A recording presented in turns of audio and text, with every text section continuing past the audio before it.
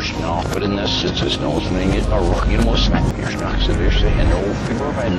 Ja, men alltså dagen blir. No, I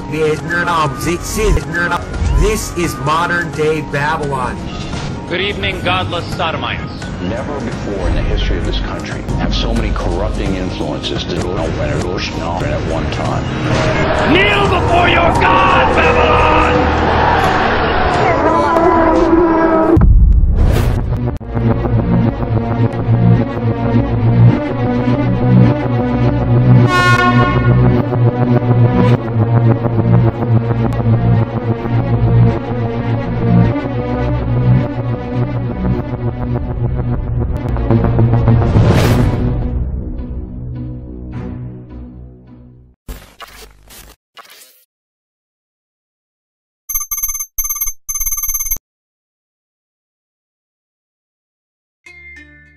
Ang Revelation chapter 18 ay isa sa mga parenthetical chapters.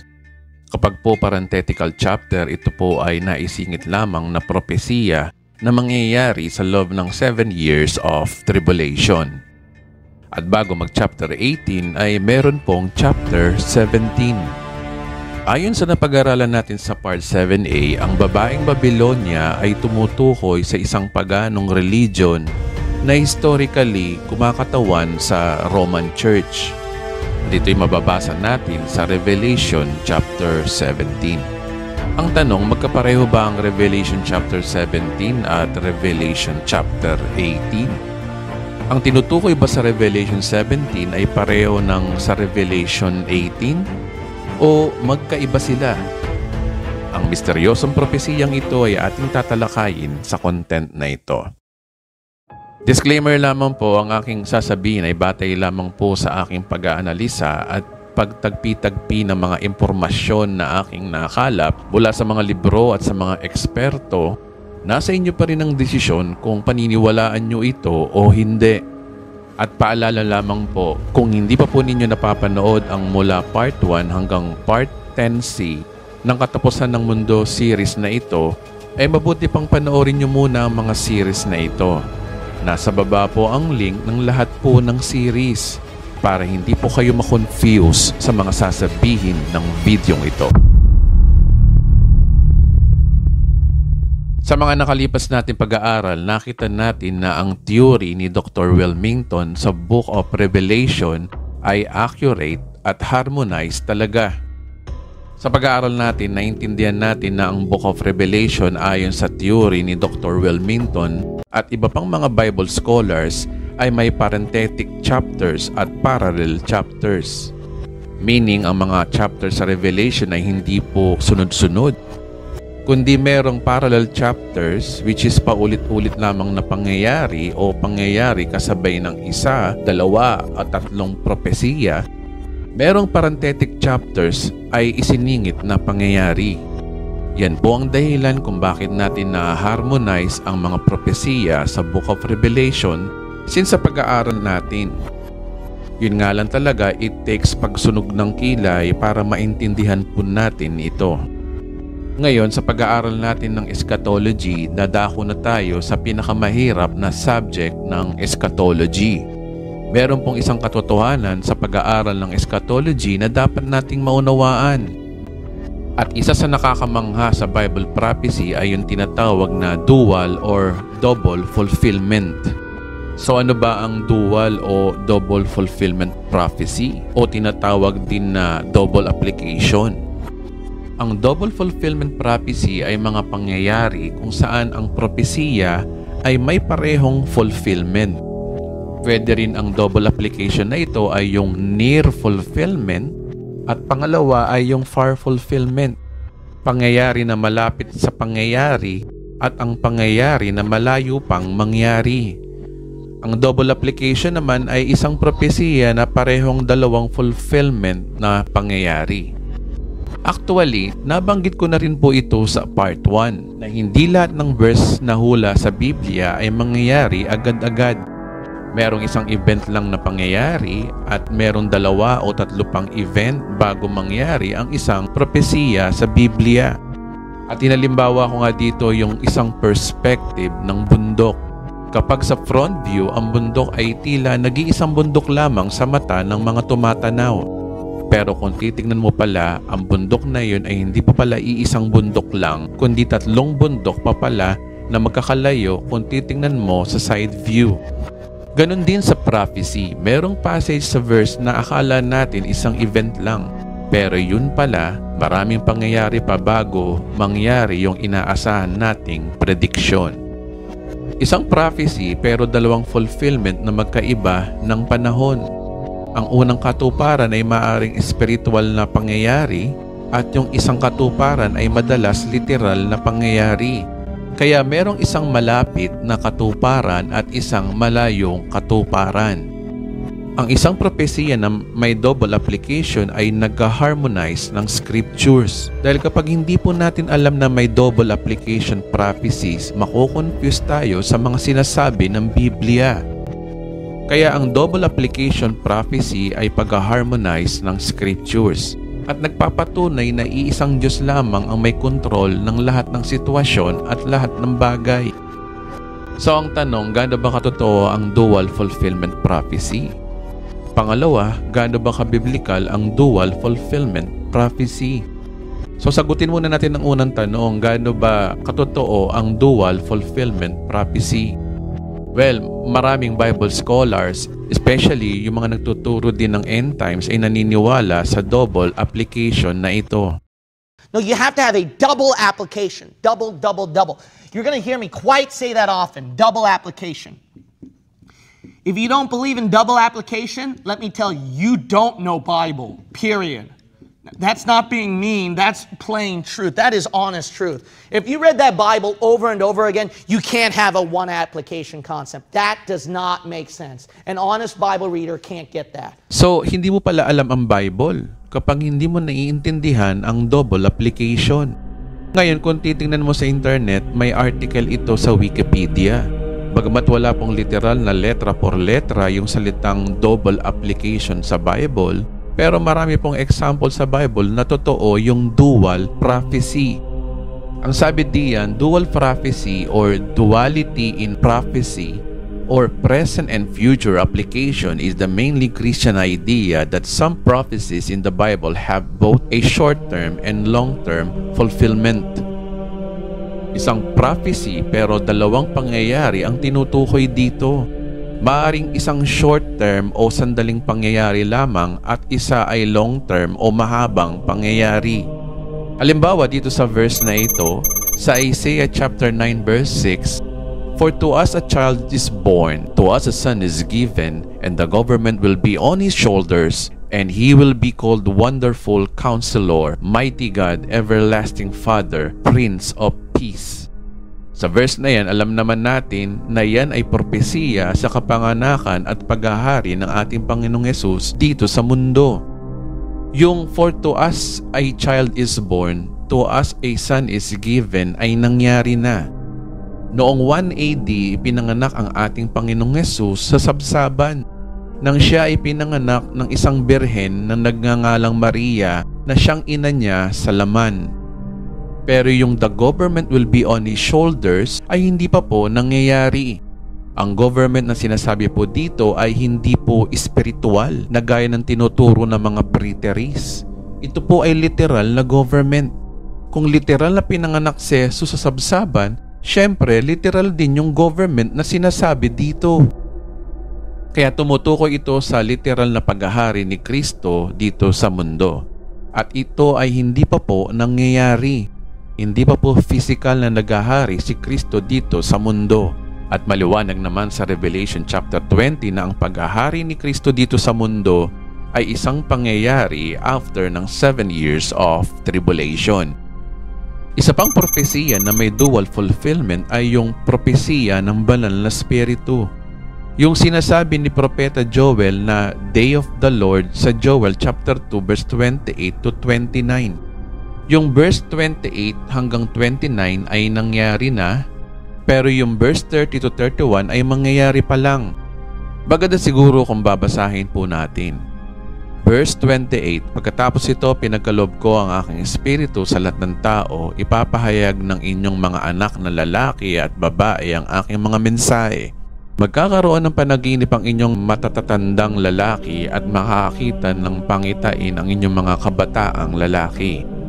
Verse 29, sa panahong iyon ibubuhos ko rin ang aking espiritu maging sa mga alipin, lalaki man o babae. Ang verse na ito ay nangyari na noong panahon ng Pentecostes noong 33 AD. Nang bumaba ang banal na espiritu noong panahon ni Apostol Pedro sa pista ng Pentecostes. Ito'y mababasa natin sa Book of Acts. Ngayon, pakinggan ninyong mabuti ang eksaktong sinabi ni Apostol Pedro sa mga Gawa chapter 2 verse 16 to 17. Ang nakikita ninyo'y katuparan ng pinahayag ni Propeta Joel. Ito ang gagawin ko sa mga huling araw, sabi ng Diyos. Ipagkakaloob ko ang aking espiritu sa lahat ng tao, ipapahayag ng inyong mga anak na lalaki at babae ang aking mensahe. Ang inyong mga kabataang lalaki ay makakakita ng mga pangitain at ang inyong matatandang lalaki ay magkakaroon ng mga panaginip. Sa verse na yan, kinote ni Apostol Pedro yung sinasabi sa Joel chapter 2 verse 28 to 29 na sa mga huling araw ay ipagkakaloob ang banal na espiritu. Kaya sa panahon ni Apostol Pedro, sa Pentecost ang simula ng katuparan nito. Ngayon, ang hindi pa po nangyayari ay yung sinasabi ni Propeta Joel sa verse 30 hanggang 31. Ito ang sabi, magpapakita ko ng kababalaghan sa langit at sa lupa, dugo, apoy at makapal na usok. Ang araw ay magdidilim at ang buwan ay pupulang parang dugo bago dumating ang dakila at nakakatakot na araw ni Yahweh. Sa verse na yan ay hindi pa po nangyayari sa history ng sangkatauhan ang phenomenon na ito. Nagaya na napag-aralan natin sa part 10C, ito ay mangyayari sa dulo ng 7 years of tribulation, sa dulo ng Great Tribulation, sa ikapitong trompeta at ikapitong mangkok na puot ng Diyos. Kung babasahin natin ang Pahayag chapter 6 verse 12, at inalis ng kordero ang pang-anim na selyo, lumindol ng malakas, ang araw ay nangitim na parang damit na pangluksa at ang buwan ay naging kasimpula ng dugo. So parehong-pareho sila ng ikalawang bahagi ng sinasabi ni Propeta Joel. Ang pagbuhos ng banal na espiritu na nagsimula sa panahon ni Apostol Pedro sa Pentecost at yung blood moon na mangyayari sa dulo ng Tribulation Age. Yan po ay isa sa napakaraming halimbawa ng double application prophecy. Ang isa pang propesiya o hula na may dual fulfillment or double application ay yung hula ni Ezekiel. Yung hula ni Ezekiel tungkol sa labanan ng Gog at Magog. Ang propesiya na ito ay naiiba dahil ang parehong katuparan nito ay sa future pa, during Tribulation Age at after Millennium. Kaya dalawang Gog and Magog ang mangyayari sa future.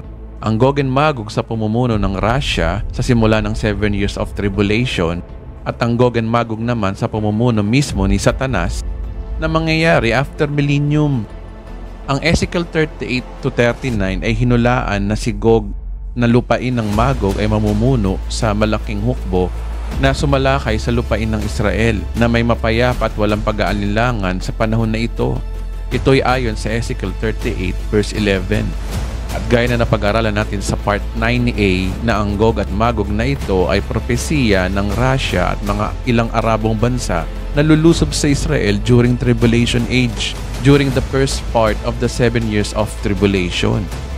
At ang isa pang Gog and Magog war na mangyayari ay after ng 1,000 taon ng paghahari ni Kristo, muling binanggit sina Gog at Magog sa Revelation chapter 20 verse 7 to 8 bilang pagtukoy sa ibang labanan. Sa pahayag, ang kasaysayan ay mauulit sa isang huling giyera sa bansang Israel at ito'y nakasulat sa Revelation chapter 20 verse 8 to 9.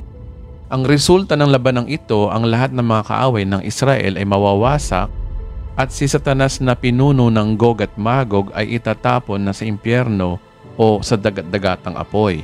At ito'y mababasa natin sa Revelation chapter 20 verse 10. Kaya dalawang Gog and Magog war ito, mga kababayan. Wala pa sa dalawang labanang ito na parehong nagngangalang Gog and Magog ang nangyari na. Lahat ito ay future pa lamang.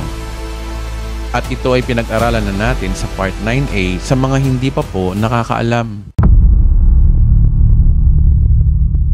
Ang tatlong example na pinakita ko sa inyo ay tatlo lamang sa napakaraming propesiya na may double application or dual fulfillment. Isa ito sa fundamental doctrine ng eschatology.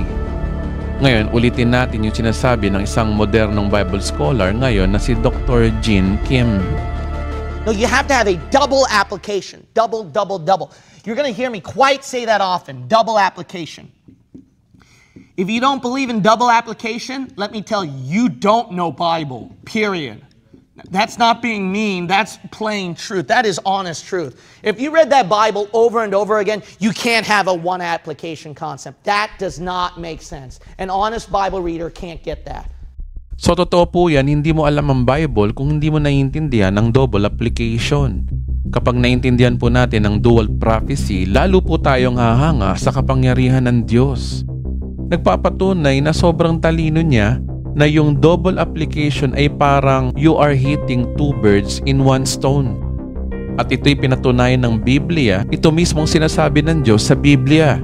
Kung babasahin natin ang Isaiah chapter 46 verse 10, sa simula pa'y inulaan ko na at aking inihayag kung ano ang magaganap. Sinabi kong ang bala ko'y tiyak na mangyayari at gagawin ko ang lahat ng gusto kong gawin. Alam na niya kung anong mangyayari at dahil siya ay Diyos, gagawin niyang lahat ng gusto niyang gawin. Hawak niya ang time, walang past, present, and future sa kanya. Hindi po siya saklaw ng oras kaya alam na niya ang mangyayari sa hinaharap. Ngayon balik tayo sa sinasabi ng Revelation chapter 18. Ang Revelation chapter 18 at 17 ay parehong Babylonia ang binabanggit. Ang tanong, magkapareho ba ang Revelation chapter 17 at chapter 18? Well, ang Revelation chapter 18 ay tumatalakay sa commercial na Babylonia. Medyo mahaba kung babasahin po natin ang Revelation 18 pero narito ang ilang detalye o outline tungkol sa propesiyang ito. Una, yung pag-announce ng anghel sa pagbagsak ng Babylonia na makikita natin sa verse 1 and 3. Yung mga hinirang ng Diyos ay inutusan lisanin ng lungsod na ito ay makikita natin sa verse 4 and 8. Yung inutusan lisanin ng lungsod na sa verse 4 at nasa verse 5 and 8 naman yung dahilan kung bakit hahatulan ng Diyos ang lungsod ng Babylonia. Ang sumunod naman ay yung tatlong grupo ng mga tao na umiyak sa pagkawasak ng Babylonia.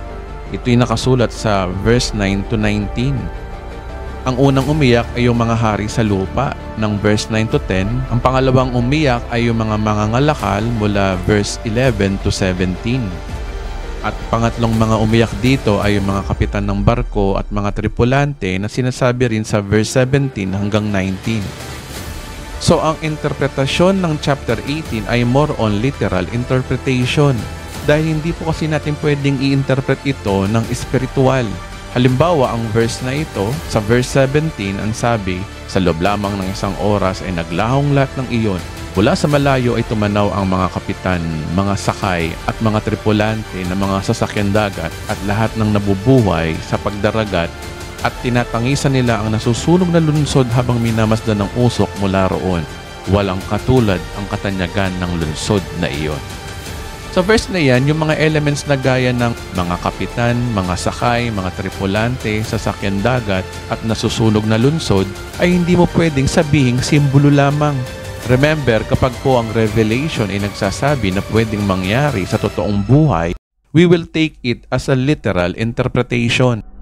Kaya literal na interpretasyon ang tamang interpretasyon sa Revelation chapter 18. Hindi gaya ng sa chapter 17, more on spiritual interpretation. Gaya na napag-usapan natin sa part 7a, ang chapter 17 was interpreted as spiritual interpretation.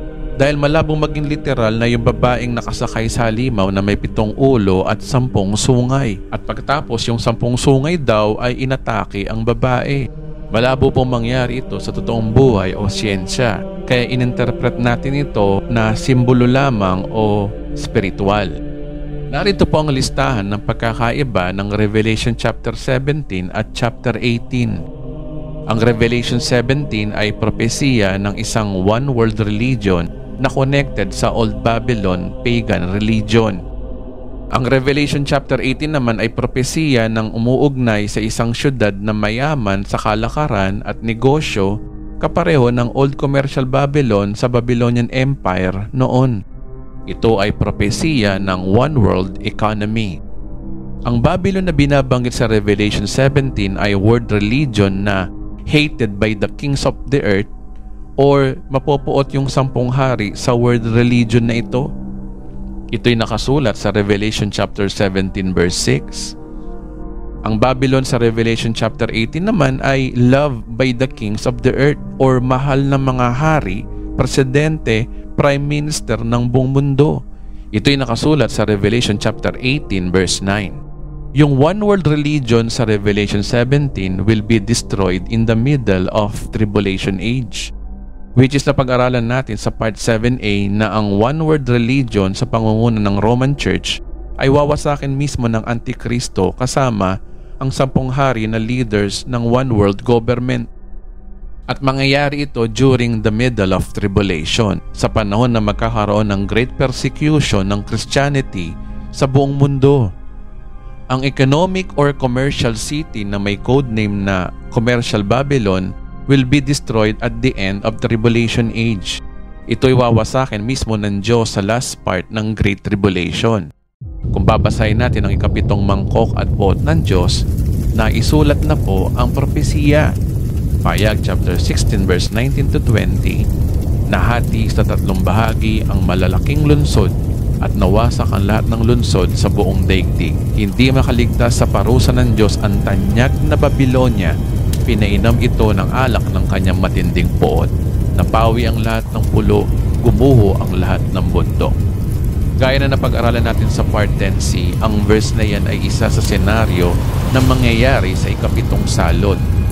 Yung pinakamatinding lindol na mangyayari sa buong mundo, senaryo sa ikalawang pagbabalik ng ating Panginoong Hesus. Sabi diyan, hindi nakaligtas sa parusa ng Diyos ang tanyag na Babylonia. Pinainom ito ng alak ng kanyang matinding puot. Meaning, ang city Commercial Babylon na ito ay mawawasak ng tuluyan sa dulo ng Tribulation Age, sa second coming of Christ. Kaya magkaiba ang Revelation 17 sa Revelation 18. Parehong may Babylonian code, pero magkaiba ang tinutukoy. Isang religious, isang commercial Babylon. So ibig sabihin, bagamat tungkol sa tanyag na Babylonia ang binabanggit sa chapter 17 at chapter 18, magkaiba po sila ng identity. Marami po nagtuturo ng end times na nagkakandamali-mali ng interpretasyon sa Revelation 17 at 18. Hindi nila na-realize na magkaibang Babylonia ang binabanggit sa 2 chapter na ito. Hindi sila aware sa double application prophecy. Kaya nauuwi sa error ang turo nila, hindi harmonize sa scripture. Since napag-aralan na natin ang part 7a, ito ay ang Revelation 17, alamin naman natin ang propesiya ng Commercial Babylon. Sino ang tinutukoy sa Revelation 18 na commercial city na kumokonek sa Babylonian Empire noon sa panahon ni Nebuchadnezzar? Well, ang Old Testament prophets ay nabanggit na rin ang political commercial Babylon na ito. Baliban kay Apostol 1 ng Book of Revelation, nabanggit na rin ni Propeta Isaiah at Propeta Jeremiah ang tungkol sa political or commercial Babylon na ito. Ito ay mababasa natin sa Isaiah chapter 13, Isaiah chapter 47, Jeremiah chapter 50 at Jeremiah chapter 51. Hindi na po natin babasahin ang 4 na chapters na ito dahil ito ay sobrang haba. Pero ang mga chapters na ito ay tumutukoy sa political and commercial Babylon na parehong-pareho ng sinasabi ng Revelation chapter 18 na sinasabi ni Apostol 1. Kung babasahin ninyo ang Isaiah chapter 13 at 47, Jeremiah chapter 50 at Jeremiah chapter 51, maliwanag na ito ay tumutukoy sa pagbagsak ng Babylonia. Aminado naman ako kaibigan na ang Babyloniang tinutukoy dito ay ang Babylonian Empire noong 596 BC. Babylonian Empire sa pangunguna ni Emperor Nebuchadnezzar. Ang unang world empire na nagpasakit ng ulo sa bansang Israel na nabanggit ko sa part 4. In context, it is clear na ito ay propesiya ng paghihiganti ng Diyos sa pananakop ng Babylonian Empire sa lupain ng Israel, sa lupain ng Judea.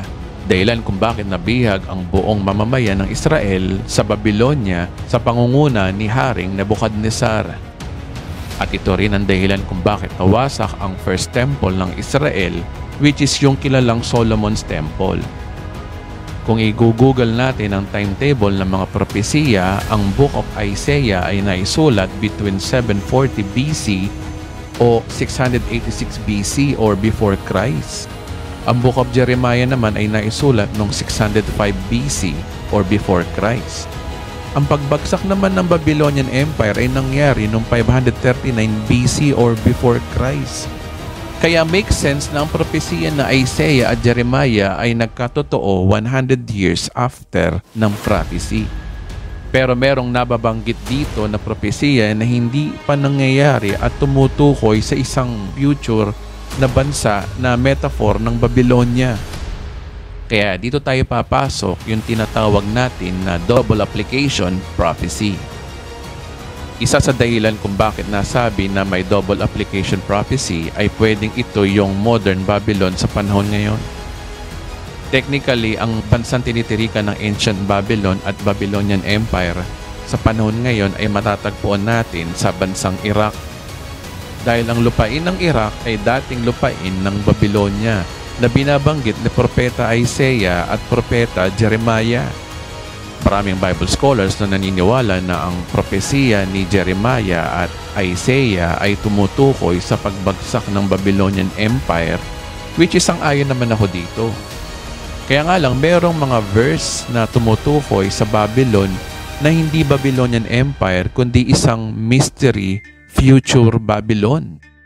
Ito ay isang metaphor na Babylon lamang or figure of speech na Babylon. Ayon kasi sa Jeremiah chapter 51 verse 13, "O ikaw na naninirahan sa tabi ng maraming tubig, sagana sa mga kayamanan, dumating na ang iyong wakas at ang sukat ng iyong kasakiman." Ang verse na ito ay bumabasag sa kaisipan ng mga nag-aaral ng propesiya na ang commercial Babylon daw na ito ay napapaligiran ng maraming tubig. Kung Iraq ang tinutukoy dito, imposibleng Iraq ito dahil ang Iraq ay maladisyertong bansa. Kaya hindi pwedeng Babylonian Empire ang tinutukoy dito, kundi may tinutukoy pa ang Diyos na another figure of speech na Babylon na napapaligiran ng maraming tubig na bansa. Kaya ang verse na ito ay nagtitrigger na may binabanggit ang Diyos diyan na double application.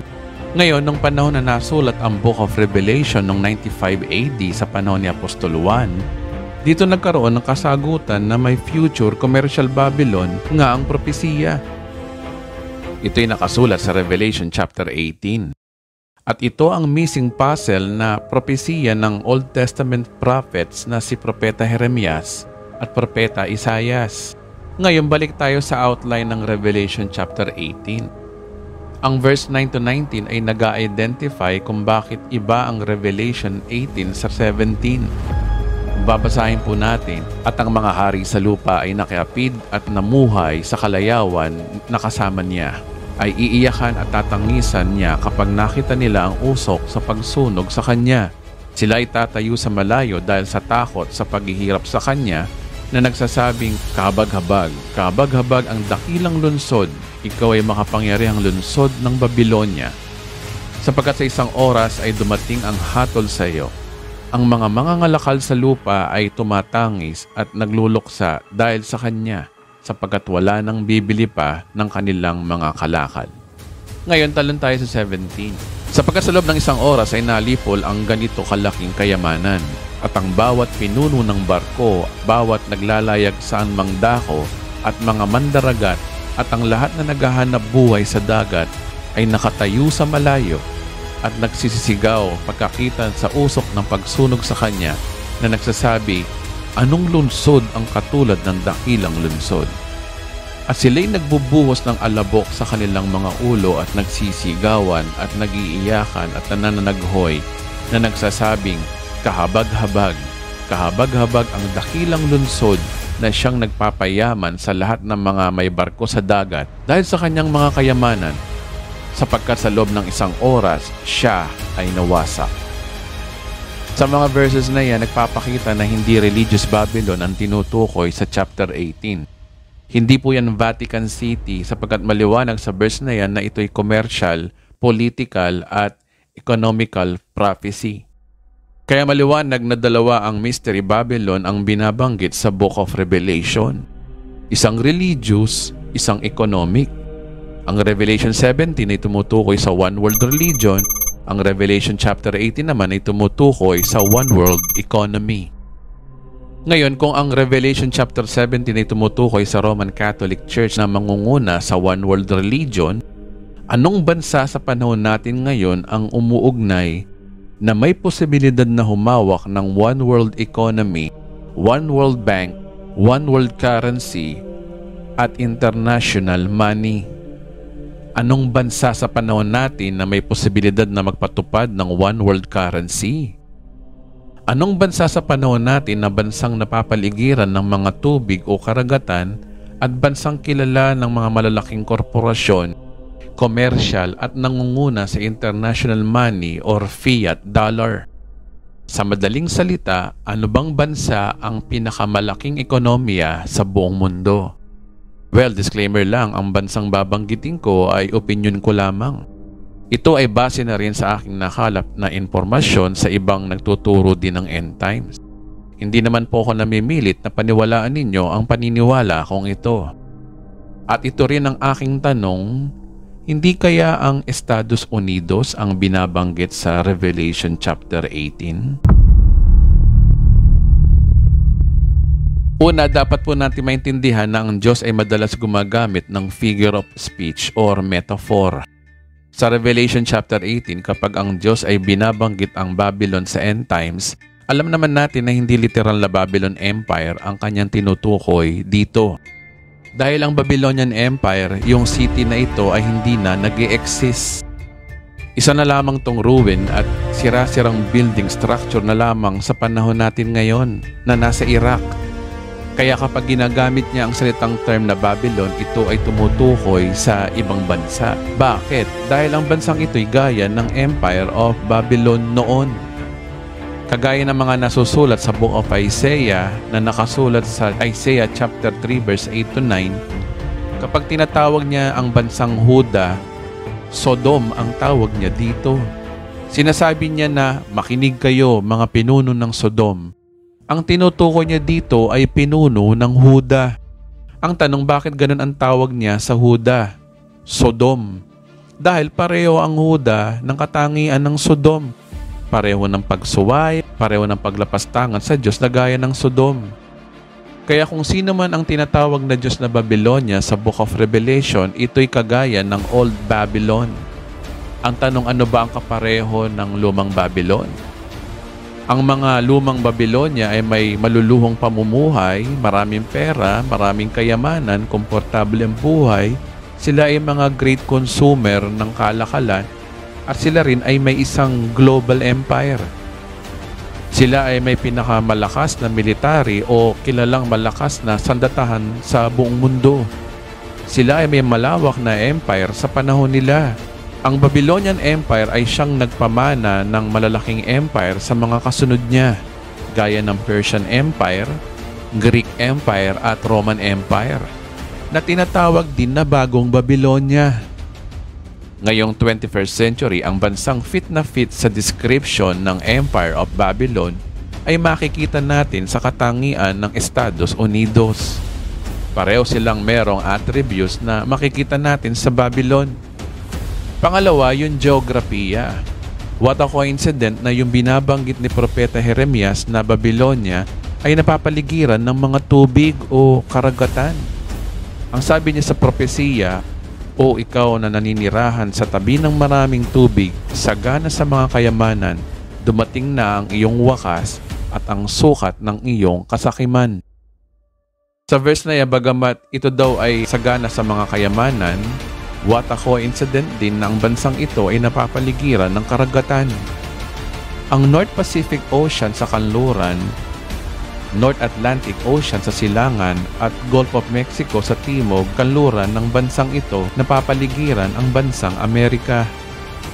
Ang mga propeta na si Isaiah, Jeremiah at Apostol John ay ang known sa kanila ang lupain ng Amerika.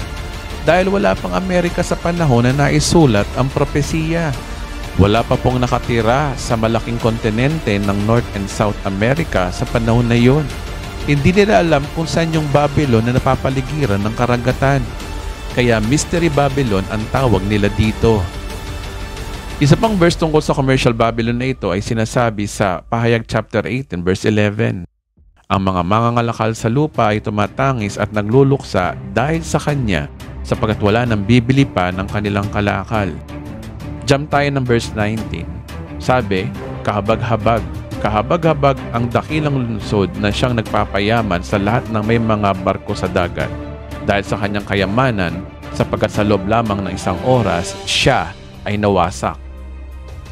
Ibig sabihin, napakayaman nitong Mystery Babylon commercial na ito, gaya ng sinabi ko kanina. And since ang timetable ng Mystery Babylon commercial na ito ay sa Revelation chapter 18, ito ay maaari sa panahon natin. Kung i-google mo ang pinakamalaking ekonomiya na bansa sa buong mundo ngayong 2023, ito ay ang United States of America. Ang mga kargo, mga bilyonaryong Amerikano, mga sikat na korporasyon sa buong mundo ay karamihan sa Amerika. Kung i-google mo ang top richest man of the world, ang mga top man dito ay mamamayan mismo ng Amerika.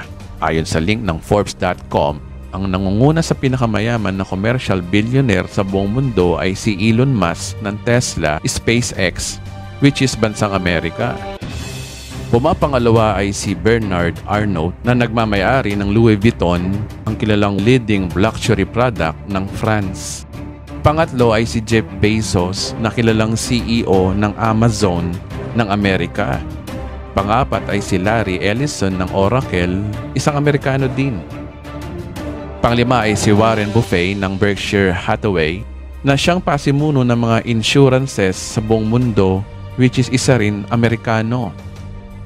Pang-anim ay si Mark Zuckerberg na CEO o nagmamay-ari ng sikat na Facebook, bansang Amerika din. Pang-pito ay ang legendary na si Bill Gates na kilalang CEO sa napakapopular na Microsoft, Amerikano pa din. Pang-walo ay si Larry Page, CEO ng sikat na Google. At marami pa pong iba na karamihan ay mga Amerikano ang mga bilyonaryo na ito. At syempre kung ito'y karamihan ay sa bansang Amerika, no wonder kung bakit mataas ang economy ng bansang ito dahil sa mga taxes ng mga naglalakihang korporasyon na ito. Isa pa sa nagpapayaman sa bansang Amerika, hindi lamang yung malalaking company sa buong mundo na under ng Estados Unidos. Pati na rin ang pagiging largest consumer nito sa iba't ibang mga retailers, manufacturers at supplier ng iba't ibang bansa.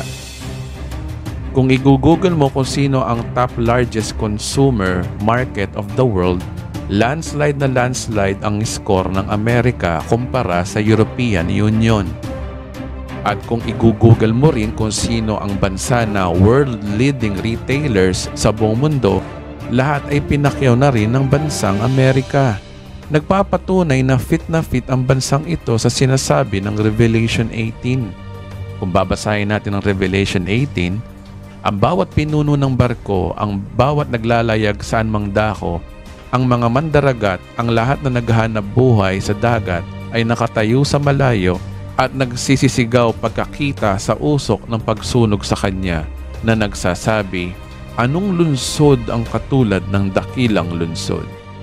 Kapag po sinasabing merchandiser, sila ay parang tindahan ng mga sari-sari store na bumibili by retail sa iba't ibang manufacturer, supplier, or retailer. Panoorin po muna natin ang videong ito.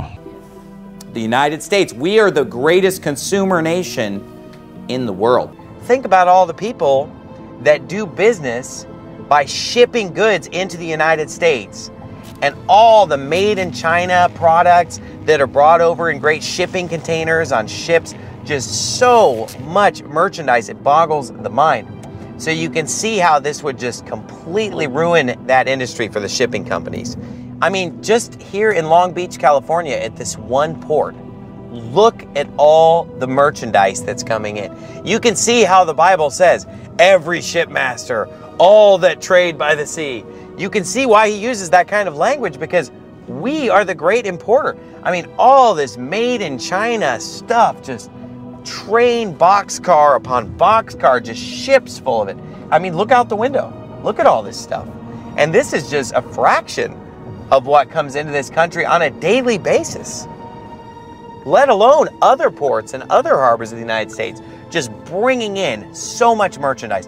There is no other country in the world that even comes close to importing this much merchandise. And so it could only be said of the United States that because it was destroyed, no man buyeth our merchandise anymore. So ayon sa video na yan, inaamin ng Estados Unidos na sila ang pinakadakilang consumer nation sa mundo. Sa video na yan, sa lugar ng Long Beach, California, ito ay isang daungan na ang lahat ng mga malalaking kalakal ay pumapasok on daily basis. Inaamin na nagsasalita na ang mga gaya ng mga made in China na produkto, ang daungan ng Amerika ang nagme-merchandise. Walang bansa sa mundo na nakakapag-import ng ganito kalaking paninda. Kung babasahin natin ng Pahayag chapter 18 verse 11 din, dahil sa kanyang tatangis din at magdadalamhati ang mga mangangalakal sa daigdig sapagkat wala nang bibili ng kanilang paninda. Kapag nawala ang syudad ng Estados Unidos, ang lahat daw ng mga mangangalakal sa daigdig ay iiyak dahil wala na raw bibili ng kanilang paninda. Wala na ang dakilang consumer ng buong mundo na may maganda at malaking daungan. Tingnan nyo ito mga kababayan, kung ang city ng Jerusalem ay nawasak, walang mangangalakal na iiyak. Kung ang Mecca ng Saudi Arabia ay nawasak, walang mangangalakal na iiyak. At kung ang Vatican ay mawasak, walang mangangalakal na iiyak. Walang magsasabi na wala ng taong bibili ng ating kalakal. So maliwanag na ang bansang Amerika lamang ang tanging iiyakan ng mga great companies, merchants at largest business na gaya ng Asian China at Europe. Ay iiyakan ito kapag ang Amerika ay nawala. Ngayon ang tanong, ano ang magiging role ng Amerika during 7 years of tribulation? Alam kong marami pa kayong tanong tungkol sa commercial Babylon na ito. Atin po itong ipagpapatuloy sa Part 11b.